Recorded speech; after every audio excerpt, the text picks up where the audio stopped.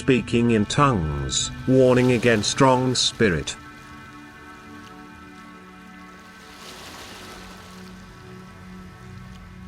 And then the human being will accomplish things which seem unnatural to other people, which far exceed a human being's natural ability.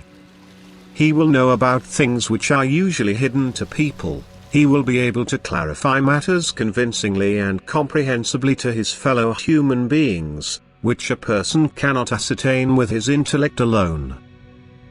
He will be able to enter regions which are inaccessible to others. He will have the strength to cure sick, to perform miracles, or even be able to see the future clairvoyantly. Abilities will become evident which he never developed in himself. He will speak and also understand foreign languages when it is necessary and beneficial for other people's spiritual development. He will be influenced by divine strength in every way, but will generally only have one of these gifts, since the requirements vary for each spiritual gift and all requirements are rarely found in one person. But each spiritual gift has to fulfill its purpose, that is, it has to be possible to derive a benefit from each one. The gift of healing the sick, apart from physical recovery, will undoubtedly also contribute towards the soul's recovery, since people learn to believe in the power of the Spirit, which is activated by the healers as well as the sick person's firm faith. Predictions of future events, too, can motivate people to change their way of life, to do penance and return to God, because these predictions only ever relate to the earthly consequences of people's spiritually low level. Proclaiming the truth through the Divine Spirit also contributes towards the awakening of faith and a change of lifestyle, and again, should be regarded as a purely spiritual factor of utmost importance. Only what contributes towards achieving spiritual benefit can be described as the working of the Spirit, because whatever originates from God can't be anything but illuminating. It has to bring light and reveal the ambiguous. It cannot emanate even more darkness than is already amongst humanity.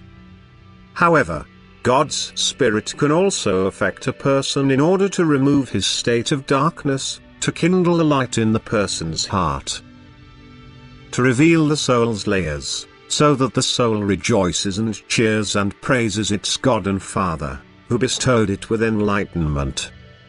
This influence applies more to the soul than the person's intellect, hence the spiritual gift need not be perceptible to people, but it occasionally affects the outer person so intensely that he tries to express himself with incomprehensible words.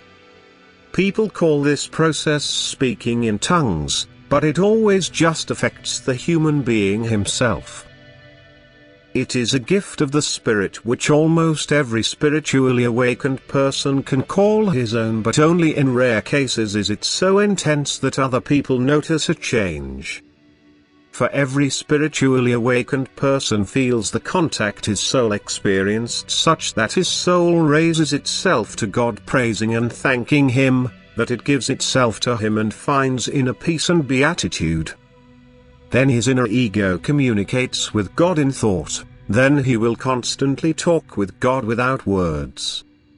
Everyone should endeavor to gain this spiritual gift for themselves in order to speak to his fellow human beings on behalf of God and His kingdom, in order to accomplish the redemption work himself as his co-worker, which is blessed.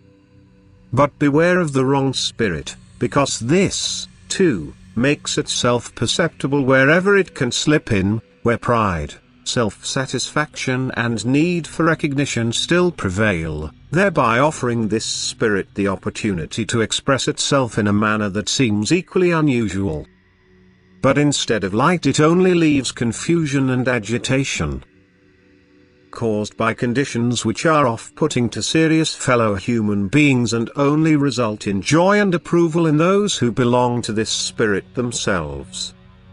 Therefore, do not believe every spirit, and scrutinize it by taking notice of the gleam of light, of its intensity of light. Because God is light. What comes forth from God is light.